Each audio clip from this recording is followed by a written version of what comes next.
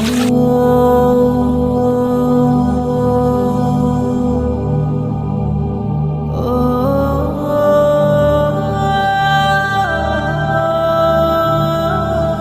Everyone, আজ একদম ভিন্ন একটা জায়গায় যাচ্ছি, বরিশালের ঐতিহাসিক ভাসমান পেয়ারার বাগানে। এতদিন শুধু সোশ্যাল মিডিয়াতেই দেখেছি, আর আজ সরাসরি বাস্তবে এটার অভিজ্ঞতা নিতে চলে এলাম। চলুন পুরো পেয়ারার বাগান ঘুরে দেখা যাক, সাথেই থাকুন। বৃষ্টি যেন থামছেই না, ঝুমঝুম বৃষ্টি। আমরা এখানে আটকা পড়েছি সাবধর নৌকা ঘাটে এসে ভাসমান পেয়ারার বাগানটা দেখবো। তো আমি যে অপেক্ষা করছি, এখানে প্রচন্ড বৃষ্টি হচ্ছে। জানি না বৃষ্টি কখন থামবে, কখন আমরা নৌকা নেব এবং পেয়ারার বাগানটা ঘুরে। বৃষ্টির কারণে মনে হচ্ছিল আজকে প্ল্যানটা ভেস্তে যাবে, কিন্তু ভাগ্য ভালো, বৃষ্টি একটু থামতেই আমরা বেরিয়ে পড়লাম। ট্রিপটা শুরু করার কথা ছিল কেবল নিজেদের একটা ছোট্ট নৌকায়, তবে হঠাৎ করে যুক্ত হলো আরো দুটি দারুণ মানুষ। ব্যাস, আমাদের ভ্রমণটা আরো জমজমাট হয়ে উঠল। আমরা কিন্তু এখন আছি বিখ্যাত আটঘর কুরিয়ানা বাজারে। এখান থেকে মূলত ছোট ডিঙি বা ইঞ্জিন ট্রলারগুলো ভাড়া করে পেয়ারা বাগান আর ক্যানেল ঘুরে দেখতে হয়। So finally we rent this trawler, and this is the main place that we start our journey. And we rented this boat with 1700. I think it's quite good for us.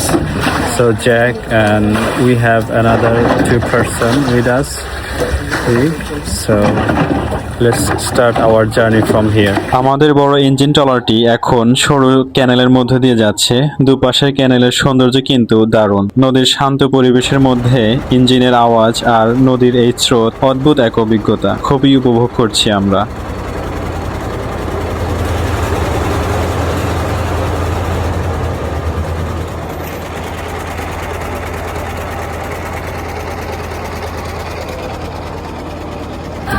আমরা এখন অবস্থান করছি ভীমরুল মেইন যে বাজারটা, সেখানে। আমি যদি এই পাশটাতে দেখাই, এইটা হচ্ছে মেইন বাজার। এখন দুপুর হয়ে গেছে, যার কারণে খুব একটা কেনাবেচা এখানে হচ্ছে না। সকালে আসলে এখানকার মেইন আমেজটা পাওয়া যেত, তো আমরা অলরেডি লেট করে ফেলছি, যার কারণে এখানে খুব একটা বেচাকেনা আমরা দেখতে পাচ্ছি।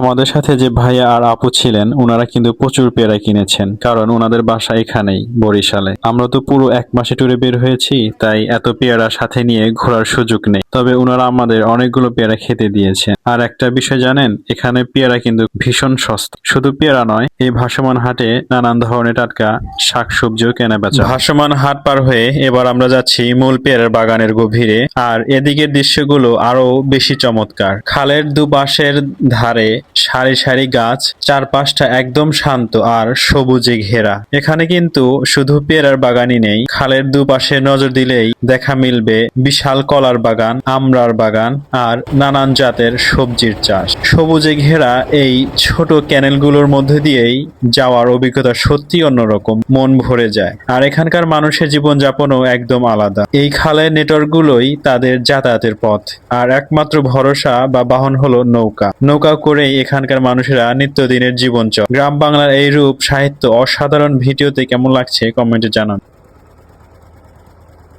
অবশেষে আমরা চলে এলাম মূল পেয়ারার বাগানের ভেতর। আর পুরো বাগানটা যেন উপর থেকে একদম নিখুঁতভাবে দেখা যায়, সেজন্য চমৎকার সব উঁচু উঁচু কাঠের সাঁকো বা ব্রিজ বানিয়ে দেওয়া হয়েছে। এই সাঁকোর উপর দাঁড়িয়েই চারপাশে সবুজ পেয়ারার বাগান দেখার দৃশ্যটা সত্যিই অসাধারণ। ব্রিজের উপরে ওঠা মাত্রই চারপাশের আমেজটা একদম বদলে গেল। দর্শনার্থীরা যেন পুরো বাগানের রূপ উপর থেকে উপভোগ করতে পারেন, তাই তৈরি করা হয়েছে উঁচু কাঠের সাঁকো। এখান থেকে চারপাশের পুরো ভিউ একসাথে দেখা যাচ্ছে। এক কথায় দুর্দান্ত।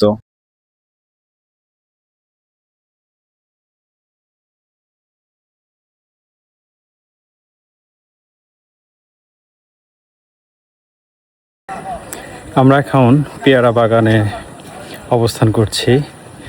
ভাসমান পেয়ারার বাজার থেকে এখন আসছি আমরা পেয়ারার বাগানে। এটা অনেক সুন্দর একটা জায়গা।